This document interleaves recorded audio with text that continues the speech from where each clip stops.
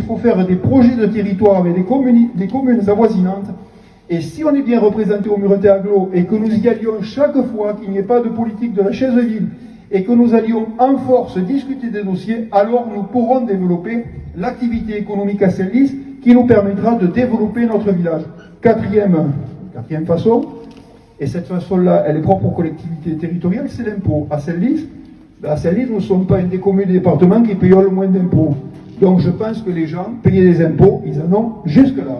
Et comme disait l'autre, trop d'impôts tue l'impôt. Donc ça veut dire que c'est un bras de levier qu'on ne pourra pas utiliser. Enfin, dernière façon d'avoir de l'argent, la subvention. Ça veut donc dire qu'il faut monter des dossiers, il faut défendre des dossiers, il faut aller chercher ces subventions avec les dents, et ensuite c'est simple, il faut les utiliser.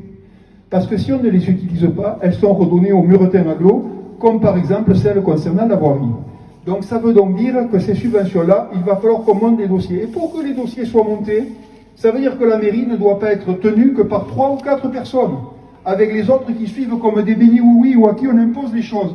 La mairie, elle doit être tenue par l'ensemble des membres du conseil municipal.